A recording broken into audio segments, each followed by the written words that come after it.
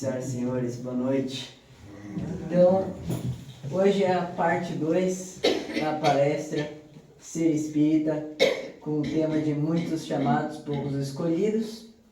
Como eu já tinha dito da última vez, era para ser uma palestra só que aí eu ficava muito grande ou muito resumida, então eu decidi separar em várias partes. E essa é a parte 2. Para começar, a gente vai dar uma recapitulada. Na parte 1, que foi Sede Perfeitos, essa parte não tem muito a ver com o que a gente vai falar hoje, era só para a gente lembrar mais ou menos a mensagem que a gente quer passar. E é o que? Essa primeira parte era de como nos tornarmos espíritas melhores e a definição de espírita. Aqui a gente viu que a caridade é a negação do egoísmo. Para quem não conhece aquele símbolo ali, que é um menos com uma perninha, ele é o símbolo lógico da negação. Então, que a caridade é o contrário do egoísmo, que o orgulho é o contrário da modéstia e que o verdadeiro espírita pratica transformação moral, e se você pratica transformação moral, você é o verdadeiro espírita. Tá bem resumido, é só esse slide que eu trouxe da última palestra, que tem aqui também que o homem de bem respeita todos os direitos que aos seus semelhantes dão, as leis da natureza, como quer que sejam respeitados os seus. Mas agora, voltando para o tema de hoje, a gente vai falar um pouco sobre as responsabilidades que a gente tem como espíritas. Voltar no primeiro slide, que é para a gente refletir um pouco sobre esse título. Muitos chamados, poucos escolhidos. Pode ser um pouco confuso, porque a gente pensa, se são poucos escolhidos, é porque nem todos são escolhidos. E se são muitos os chamados, também é porque nem todos são chamados. Só que aí fica meio tensa a situação, né? Porque como assim nem todos são chamados, muito menos escolhidos por Deus? Então a gente vai primeiro negar essa dúvida que pode ser apresentada. Porque Deus é perfeito. Como Deus é perfeito, Ele tem todas as qualidades, nenhum defeito, e também não é neutro, certo?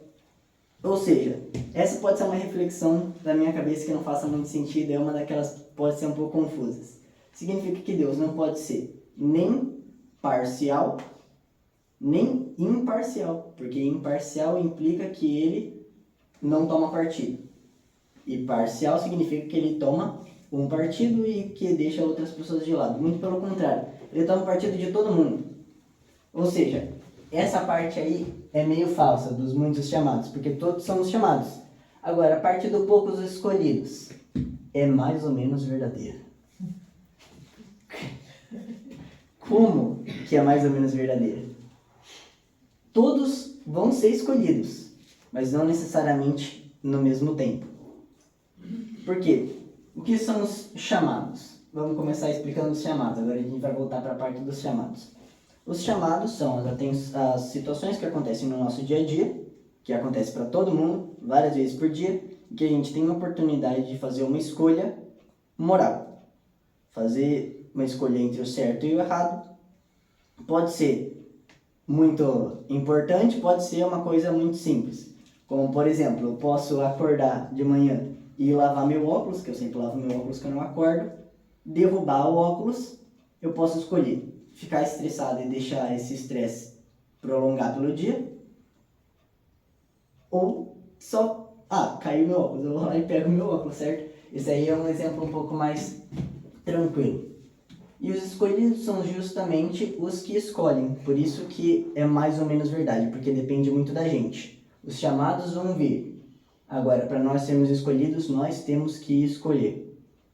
Só que aí, quando eu pensei nisso, quando eu estudei isso, esse capítulo, que esse é o capítulo 18 do Evangelho, eu não trouxe tudo sobre esse capítulo, se vocês quiserem depois estudar um pouco mais a fundo, tem algumas partes que eu não coloquei aqui, até porque não ia caber, é um capítulo meio grande. Mas eu fiquei um pouco confuso, porque assim, na minha cabeça, antes de eu estudar assim, na minha cabeça parecia que tinham alguns escolhidos. Aí vieram dois nomes na minha cabeça, um que faz menos sentido de ser considerado escolhido e um que sempre fez na minha cabeça sentido de ser considerado escolhido. Primeiro foi Chico. Por quê?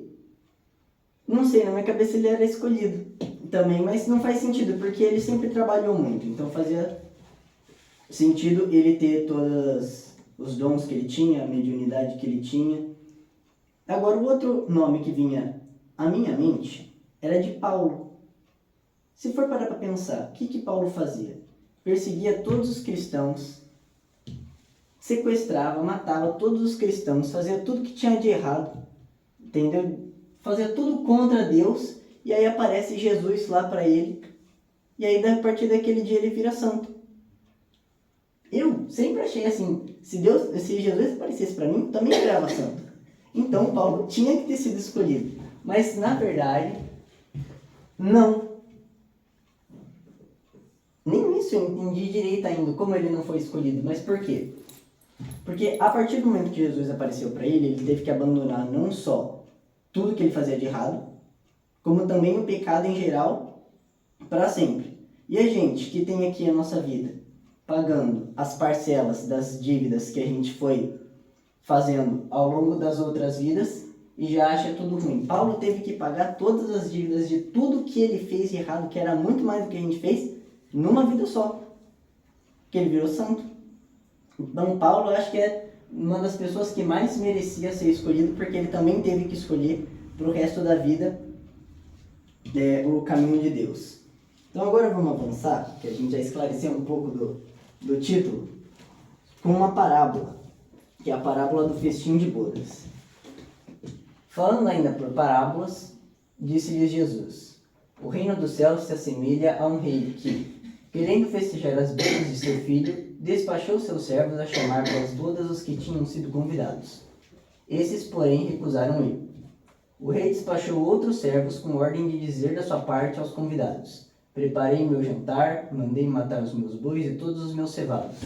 Tudo está pronto, vinde às bodas. Eles, porém, sem se incomodarem com isso, lá se foram, um para sua casa de campo, outro para o seu negócio. Os outros pegaram dos servos e os mataram, depois de lhes haverem feito muitos ultrajes. Sabendo disso, o rei se tomou de cólera e, mandando contra ele seus exércitos, exterminou os assassinos e lhes queimou a cidade. Peraí que ainda continua. Então, para os seus servos, ele disse: o festim das bodas está inteiramente preparado, mas os que para eles foram chamados não eram dignos dele. E depois as encruzilhadas e chamai para as bodas todos quantos encontrardes. Os servos então saíram pelas ruas e trouxeram todos os que iam encontrando, bons e maus, à sala das bodas. A sala das bodas se encheu de pessoas que se puseram à mesa. Entrou em seguida o rei para ver os que estavam à mesa, e dando com um homem que não vestia a túnica nupcial, disse-lhe: meu amigo, como entraste aqui sem a túnica nupcial? O homem guardou silêncio. Então disse o rei à sua gente: atai-lhe as mãos e os pés e lançai-o nas trevas exteriores. Aí é que haverá prantos e ranger de dentes, porquanto muitos há chamados, mas poucos os escolhidos. Achei essa parábola um pouco pesada e também um pouco confusa. Então, graças a Deus, o Evangelho traz esse esqueminha aqui para a gente comparar e interpretar e trazer um pouco para o dia de hoje o contexto dessa parábola. Então compara o festim ao reino dos céus, os primeiros convidados aos hebreus, os mensageiros aos profetas, os outros convidados, nós, e as encruzilhadas, como o mundo inteiro. Então Deus chama todos para o reino dos céus. Os primeiros convidados foram os hebreus, ou não deram importância à palavra, ou mataram os mensageiros que foram os profetas, como Jesus. E depois eles mandaram pelas encruzilhadas, ou seja, pelo mundo inteiro, eles divulgaram a mensagem de Jesus, e nós somos os novos convidados.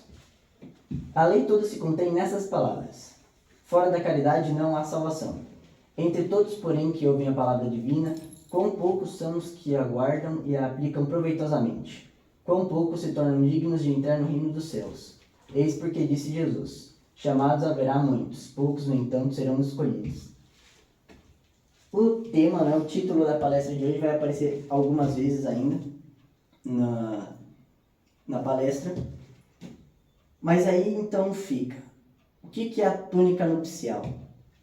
Porque, assim, a interpretação dessa parábola é um pouco estranha, porque o rei chama as pessoas chegam lá para a festa que ele convidou. Só que ele ainda joga o cara fora só porque ele não estava com a túnica nupcial. E aqui a gente viu que esse convidado era a gente. Então, a moral da história, não adianta só ser cristão. Tem que ouvir e aplicar a palavra de Deus. É ser puro de coração. É isso que é a túnica nupcial. Não adianta só ser convidado, porque convidados somos nós todos. A gente viu que os chamados vêm para todo mundo. Mas a gente tem que escolher. Não é em qualquer lugar que você é convidado que você vai de qualquer jeito. Principalmente então para o reino dos céus. Deus te convida para o reino dos céus, você vai de qualquer jeito? Não. A gente tem que ir preparado. E a gente ignora muitos convites. Muitos convites. Então a gente tem que aproveitar, ainda mais agora. A gente vai falar um pouco agora mais para frente sobre a transição, porque essa é a nossa última oportunidade de vestir a túnica nupcial, porque senão a gente vai ser jogado fora de novo, igual aquele pobre convidado. Então, agora vamos seguir falando sobre a porta estreita. Eu achei esse capítulo inteiro muito incrível. Foi um capítulo que eu gostei muito de estudar, porque fala muitas coisas interessantes, ainda mais para frente vocês vão ver. Entrai pela porta estreita, porque larga é a porta da perdição e espaçoso o caminho que ela conduz, e muitos são os que por ela entram. Quão pequena é a porta da vida, quão apertado o caminho a que ela conduz e quão poucos a encontram. Então, continuando. Tendo-lhe alguém feito essa pergunta, Senhor, serão poucos os que salvam? Respondeu-lhes ele, esforçai-vos por entrar pela porta estreita, pois vos asseguro que muitos procurarão transpô-la e não poderão. E quando o pai de família houver entrado e fechado a porta, e vós de fora começardes a bater, dizendo, Senhor, abre-nos, ele vos responderá, não sei de onde sois.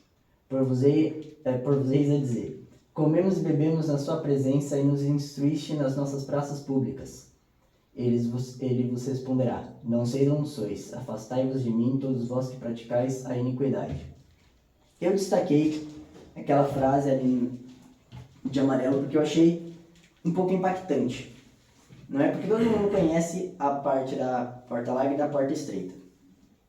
Mas eu nunca tinha parado para pensar nisso, que muitos uma hora vão querer passar pela porta estreita e não vão poder. A porta estreita não é nada mais e nada menos do que trabalhar para a nossa reforma íntima. São as escolhas que eu falei, para nós sermos escolhidos. São as escolhas aos chamados também. A gente tem duas escolhas. Ir pela porta larga ou pela porta estreita. A gente sabe que a porta larga, como a gente não regride, a gente só fica no lugar ou avança, a porta larga fica andando em círculos. A gente pode ficar passando pela porta larga o quanto que a gente quiser, a gente não vai sair do lugar. O único caminho, então, para a gente progredir é a porta estreita, porque é ela que leva a gente para o reino dos céus. E essa frase que eu falei, que a gente ia falar de transição planetária, porque tem muito a ver com a transição planetária, porque essa é a nossa última chance. Então vamos supor que a gente vai lá e fica na porta larga a vida inteira. Tem uma vida boa materialmente. Depois, no lado de lá, a gente vai ver tudo que a gente fez na nossa vida, tudo que a gente poderia ter feito, tudo que a gente fez errado, e vai pensar, meu Deus, como eu errei isso? Agora a gente vai querer voltar, não é mesmo? Para corrigir os nossos erros. Mas agora a gente não tem mais tempo. Porque a transição está aí e tem fila de gente para encarnar. Então não vai ser mais rápido para encarnar depois que a gente for dessa vez. Porque a gente sabe que tem mais ou menos 2 vezes mais espíritos desencarnados do que encarnados na Terra. E essa turma está toda esperando para encarnar agora, porque é a última chance de todo mundo. Então a gente vai chegar do outro lado, vai querer melhorar e não vai poder. E aí fazer o quê? Aí já foi. Aí o rei vai amarrar nossa mão e jogar pela janela. Não queremos ser jogados pela janela. Então, continuando aqui, a porta estreita. Larga é a porta da perdição, porque são muitas as más paixões e a maioria das pessoas escolhem o caminho do mal. É estreita da salvação, porque são necessários muitos esforços para vencer suas más tendências, coisa que poucos se resignam. É o cumprimento da máxima, muitos são chamados e poucos escolhidos. Eu não sabia que tantos ensinamentos tinham o mesmo tema, que era muitos chamados e poucos escolhidos, mas agora que eu estudei eles juntos, faz muito mais sentido do que separado. Entramos no outro tema. Eu comecei quase todos os temas com uns textos assim, vocês me desculpem, mas é porque são importantes. Nem todos os que me dizem, Senhor, Senhor, entrarão no reino dos céus, apenas entrará aquele que faz a vontade de meu Pai que está nos céus. Muitos nesse dia me dirão: Senhor, Senhor, não profetizamos em teu nome? Não expulsamos em teu nome o demônio? Não fizemos muitos milagres em teu nome? Ou eu então lhes direi em altas vozes: Afastai-vos de mim, vós que fazeis obras de iniquidade. É quase igual o outro parágrafo que a gente leu agora há pouco. Aquele, pois, que ouve essas minhas palavras e as pratica, será comparado a um homem prudente que construiu sobre a rocha sua casa. Quando caiu a chuva, os rios transbordaram, sopraram os ventos sobre a casa. Ela não ruiu por estar edificada na rocha. Mas aquele que ouve essas minhas palavras e não as pratica, se assemelha a um homem insensato que construiu sua casa na areia. Quando a chuva caiu, os rios transbordaram, os ventos sopraram e a vieram açoitar, e ela foi derrubada. Grande foi a sua ruína. Eu já tinha ouvido essa história da casa na rocha e na casa da areia. Eu também não sabia que tinha a ver com esse tema. E aqui a gente vê de novo aquilo que eu tinha falado. Aquele que ouve as palavras e pratica. Não adianta só ouvir mais. A gente vai ver mais um pouco para frente o porquê, que será cobrado mais para aqueles que têm maior conhecimento. Eu tenho uma frase no Evangelho também que eu não coloquei aqui, que eu achei interessante, que é assim: as pessoas ou que não praticam ou que ensinam as pessoas a violarem os mandamentos serão considerados os últimos no dia da transição.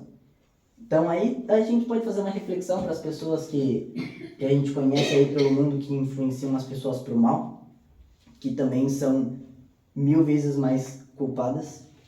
Eu achei interessante de comentar porque estava lá junto, mas eu não ia colocar no slide.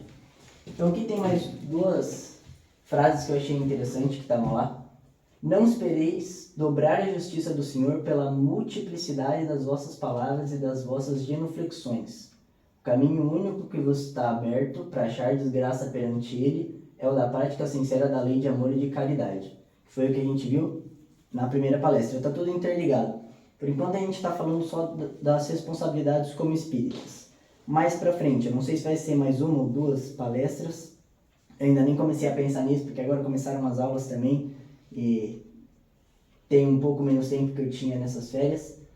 Mas a gente vai falar sobre o dever dos espíritas na transição planetária. O nosso papel que a gente vai ter que desempenhar. Agora eu vou dar a responsabilidade que a gente tem só por ser espírita. Agora depois, sendo espíritas, o que a gente vai ter que fazer além? São eternas as palavras de Jesus, porque são a verdade.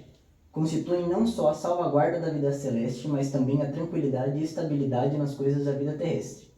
Eis porque as instituições que se basearem nelas serão estáveis por toda a eternidade. As que, porém, contradizerem essas palavras serão eliminadas pelo progresso. Eu achei interessante essa frase também. Elas parecem um pouco soltas, eu achei, pelo menos porque a gente estava vendo antes. Mas essa, principalmente, porque me tranquiliza um pouco. Porque a gente sabe, então, que as instituições que continuarem para frente, depois da transição principalmente, são as instituições que se basearem na lei de amor e de caridade. Então eu fiquei muito feliz, porque assim, da próxima vez que eu encarnar aqui, olha só, depois da transição, vai estar tudo lindo, maravilhoso. A gente sabe que não é bem assim, a gente ainda tem coisa para fazer. Então agora chega a parte, é uma das minhas partes preferidas da palestra, que é: muito se pedirá àquele que muito recebeu. Eu já tinha ouvido, a gente já tinha estudado, na verdade, esse capítulo no Evangelho outras vezes, nos nossos evangelhos no lar, mas fazia tempo que a gente não lia esses capítulos e eu não lembrava de tudo isso. Mas eu sempre gostei dessa principalmente.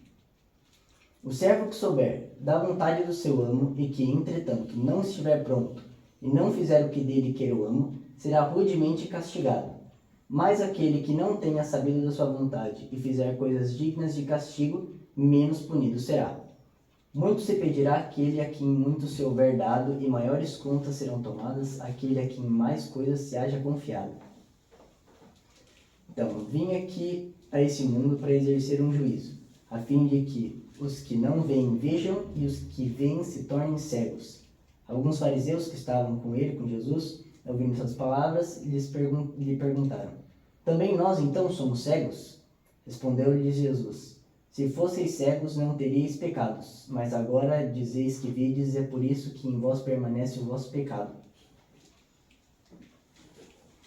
Essa primeira parte, que é uma das belezas da lei de Deus, na minha opinião, porque mostra um pouco mais a justiça de Deus. Se você sabe que você está fazendo errado, bem feito, não é? Você sabia, não era para ter feito. Agora, se você não sabe, você é punido, obviamente, está escrito ali, menos punido será, só que menos punido você será. Porque também a pessoa não tem culpa de não saber, necessariamente, até aquele momento. A não ser que ela esteja propositalmente evitando conhecer, que isso também pode acontecer. Mas aí, como a pessoa está evitando, é porque ela sabe que tem alguma coisa. Então aí já tem um pouco mais de culpa. Mas essa parte aqui de baixo eu demorei um tempo para entender. Eu acho que, pera. Não vai falar disso mais pra frente não. Ok. A fim de que os que não veem vejam e os que veem se tornem cegos. Eu fiquei olhando para essa frase aí uns bons 10 minutos quando eu estava lendo isso aí. Porque, não sei, eu travei ali. Mas depois eu entendi, posso estar errado. Mas que os que não veem vejam no sentido de que os que não conhecem a palavra de Jesus passem a conhecer. Óbvio. E assim, tendo maiores responsabilidades, mas também uma maior recompensa se eles fizerem direito. Agora, a parte que mais me confundiu é os que veem se tornem cegos. Porque os que não veem, se os que não veem são os que não conhecem, e os que veem são os que conhecem, por que os que conhecem vão deixar de conhecer? Aí que fez o plim assim na minha cabeça. Porque não é no cego na questão de não ver, e sim de não pecar. Tá explicado. Eu só estou explicando isso um pouco melhor, assim, porque eu demorei muito para entender isso daí, eu travei mesmo. E eu não costumo travar tão forte. E aqui tem uma parte que ele fala dos fariseus, que eu achei muito interessante, que é: se fosseis cegos não teríeis pecados, mas agora dizeis que vedes, é por isso que em vós permanece o vosso pecado. Então os fariseus que achavam que sabiam, e até sabiam uma certa parte, faziam tudo errado, mesmo sabendo. E aí depois eles ainda tiveram vergonha na cara de perguntar se eles eram cegos. Olha só, não, Jesus explicou para eles então que eles são ainda mais pecadores. Continuando aqui um pouco o tema, agora vai trazer um pouco mais, eu gostei bastante dessa parte da pesquisa, que fala um pouco sobre o ensino especificamente dos Espíritos. Também eu tirei o texto do Evangelho. Principalmente ao ensino dos Espíritos é que essas máximas se aplicam. Quem quer que conheça os preceitos do Cristo e não os pratique é certamente culpado. Fora do Espiritismo, são muitos os que têm a oportunidade de conhecer, mas não leem, e dos que leem são muitos os que não entendem. O ensino dos Espíritos, para pô-las ao alcance de todos, tem isso de particular. Não é circunscrito. Todos, letrados ou iletrados, crentes ou incrédulos, cristãos ou não, o podem receber, pois que os Espíritos se comunicam por toda parte. Nenhum dos que recebam pode pretextar ignorância. Então aqui nesse slide está o resumo. Se for para tirar qualquer coisa dessa palestra, é isso aqui. Nós, como espíritas, não temos a desculpa de dizer que a gente não sabe.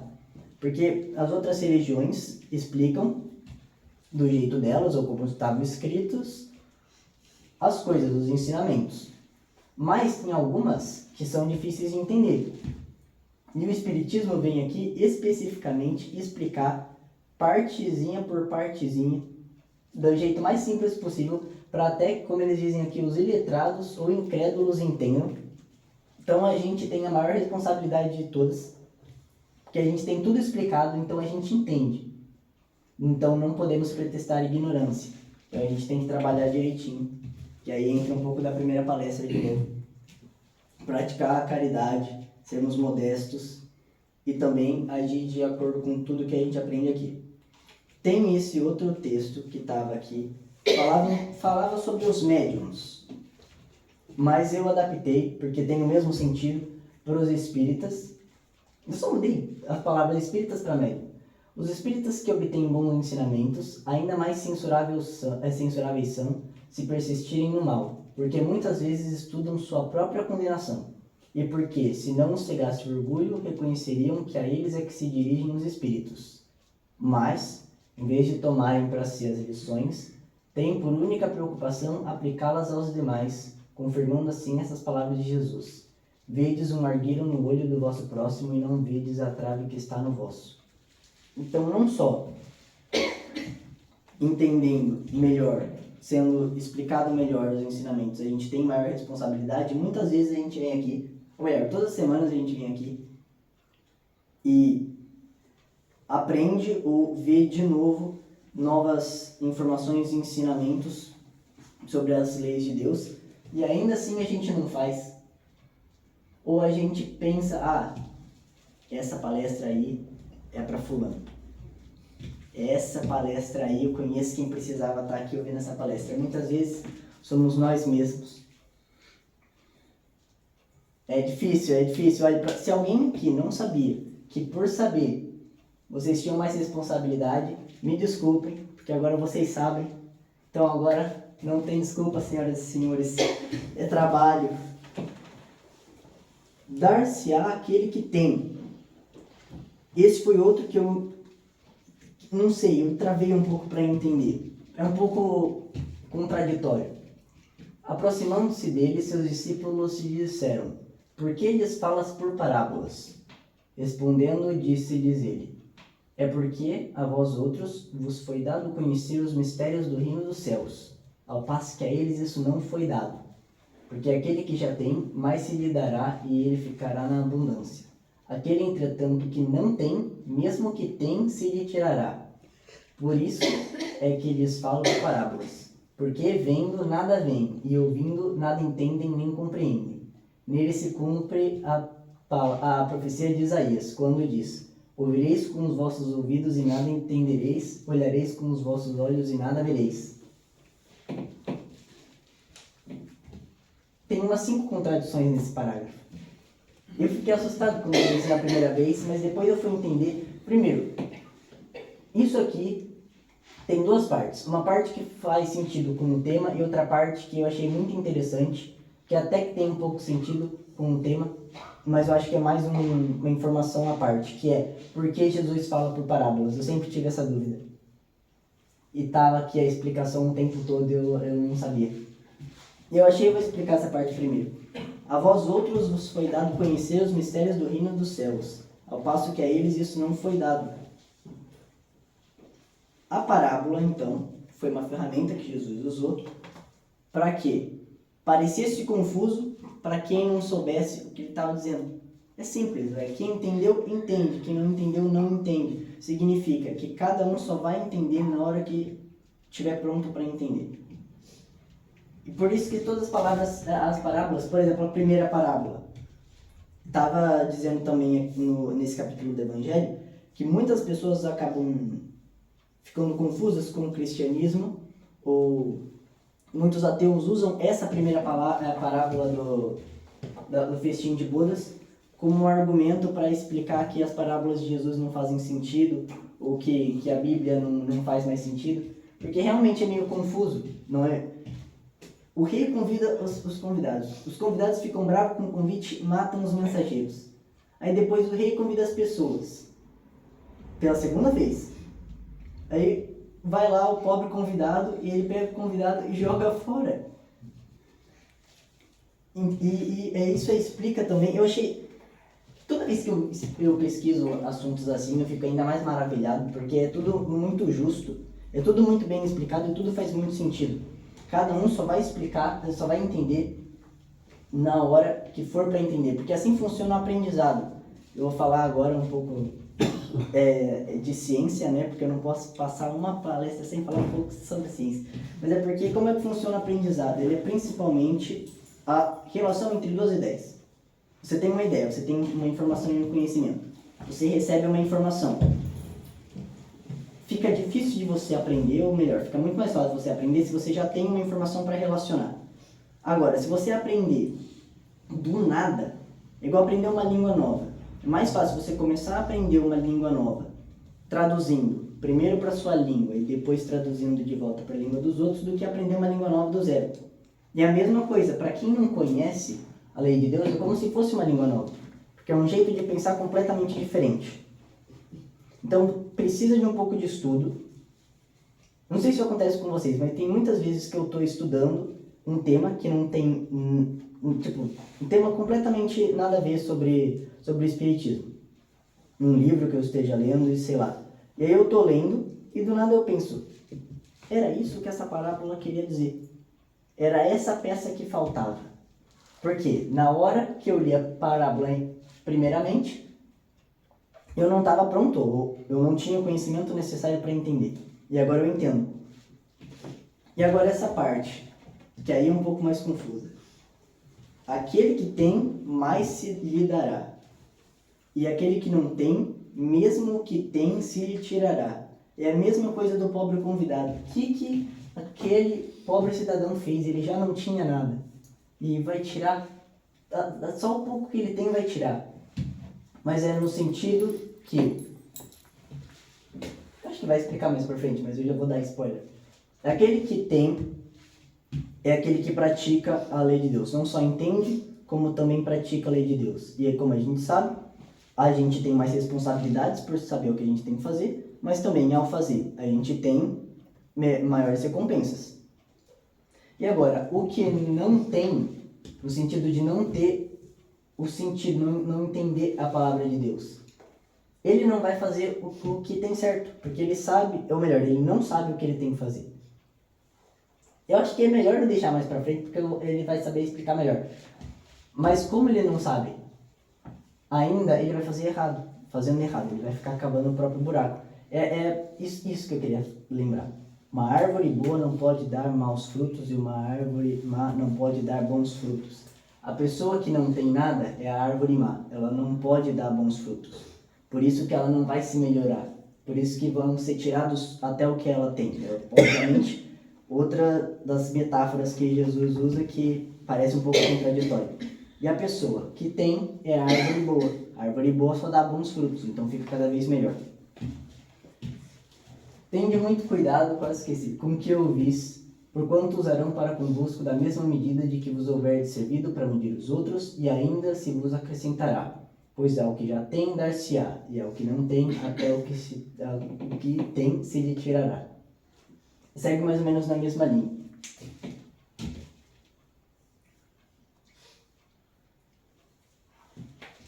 Agora esse aqui está quase chegando na minha reflexão.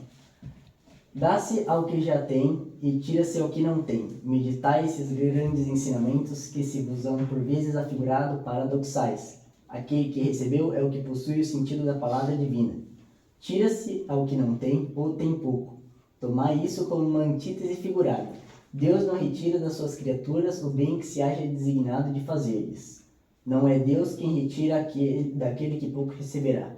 É o próprio Espírito que, por pródigo e descuidado, não sabe conservar o que tem e aumentar. Foi isso que eu quis dizer.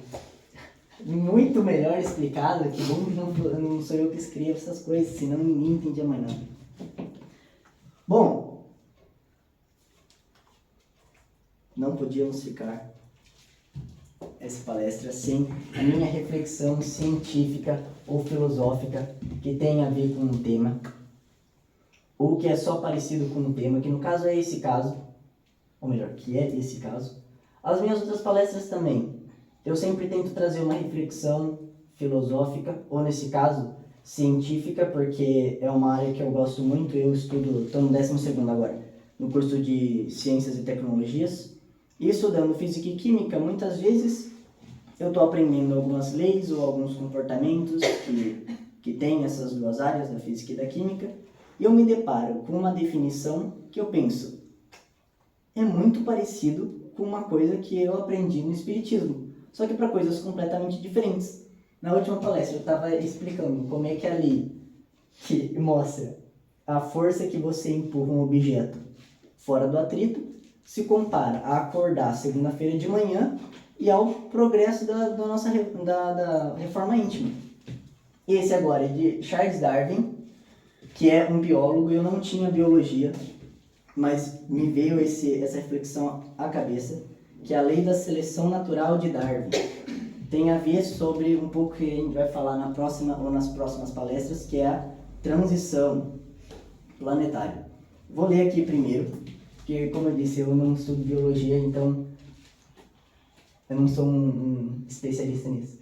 A lei da seleção natural de Darwin explica que o ambiente seleciona características vantajosas nas populações, permitindo que os indivíduos mais adaptados sobrevivam e se reproduzam com mais sucesso, transmitindo essas características à sua descendência e levando à evolução das espécies ao longo do tempo. Em suma, os mais aptos são mais propensos a deixar descendentes, o que gradualmente aumenta a frequência dessas características adaptativas na população. Talvez alguns de vocês já tenham entendido onde é que eu quero chegar com isso. Fiquem tranquilos, porque no começo nem eu entendi o que eu estava falando para mim mesmo. É daquelas coisas que eu penso, minha família sabe. Eu falo e aí depois eu não sei o que eu disse. Mas, eu vou tentar explicar, eu acho que faz sentido, ok? O ambiente, vou fazer igual a primeira parábola, vou comparar duas coisas. O ambiente vai ser o nosso planeta Terra, ok? Então vamos começar. O ambiente seleciona. No fundo, não é um ambiente que seleciona. O ambiente tem as suas características, certo? E os animais desse ambiente também têm as suas características.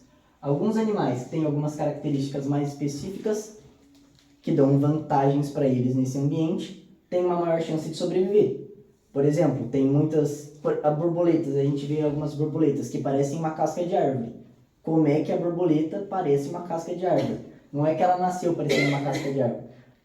Um dia tinha uma borboletinha laranja e nasceu uma borboletinha que tinha a asa um pouco mais pro marrom.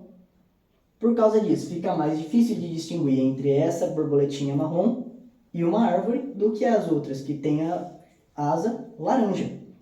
Então o predador pegava as borboletas laranjas e não pegava as marrons. Foram ficando cada vez mais marrons, e depois de milhares de anos, ficou parecendo uma casca de árvore. Essa é a explicação da lei. Agora eu vou explicar a relação que eu fiz com essa loucura que eu fiz com a transição planetária. O ambiente seleciona características vantajosas, ou seja, a faixa vibratória do nosso planeta evolui cada vez mais. Cada segundo que passa fica um pouco mais elevada. Por quê? Se a gente somar todas as vibrações de todos os habitantes do nosso planeta, como a gente sabe que a gente não vai para trás, ou a gente fica no lugar, ou a gente avança, vai ficando cada vez maior também. Então, no fundo, o nosso ambiente vai ficando com as vibrações cada vez maiores. Então, as pessoas que têm essas vibrações que coincidem, né, com a vibração do planeta Terra, vão acabar por ficar, ou melhor, nesse caso, sobrevivendo. As outras que têm uma diferença maior, das pessoas que têm a vibração mais baixa, acabam sendo levadas então para um ambiente que tem as características delas para elas poderem prosperar e sobreviver, do mesmo jeito que tem aqui. Aqui fala que essas espécies morrem, mas a gente sabe que elas não morrem, elas são levadas então para um outro planeta. Então os mais propensos a deixar descendentes, no caso de influenciar as pessoas a praticarem cada vez mais a lei da caridade e do amor, aumenta a frequência da faixa vibratória do planeta. Pode parecer um pouco confuso, eu queria muito colocar uma reflexão que juntasse filosofia e ciência e espiritismo nessa palestra. E espero que eu tenha explicado bem. Tem algumas vezes, quando eu estava treinando para dar a palestra, que eu explicava e eu falava uma coisa completamente diferente, nem eu entendi o que eu falei. Mas agora vamos voltar, só agora para fazer um resumo sobre o que a gente falou, porque a gente saiu um pouco do tema da palestra com essa reflexão, mas fica para a próxima essa definição. Nós temos muita responsabilidade por sermos espíritas, emendando um pouco mais sobre o que a gente vai falar na próxima palestra. A gente vai ver ainda que a gente vai ter que ajudar muitas pessoas durante essa transição, encarnados, desencarnados ou depois encarnados ainda da próxima vez, a gente vai ter que ajudar, porque a gente já tem essa noção que a gente tem e que nessa vida é bom a gente aproveitar para estudar cada vez mais, porque a gente depois vai usar para ajudar as pessoas que forem necessitadas durante o processo de transição, que não vai ser um processo fácil. Mas antes a gente tem que trabalhar em nós, porque a gente não pode ajudar os outros se a gente mesmo não estiver bem. Então, trazer um pouco mais essa noção da nossa responsabilidade. A primeira palestra continua válida, ser cada vez mais santos. É mais ou menos isso que eu queria dizer. Obrigado. Espero que vocês tenham gostado dessa reflexão aqui. Tenho muito orgulho dela.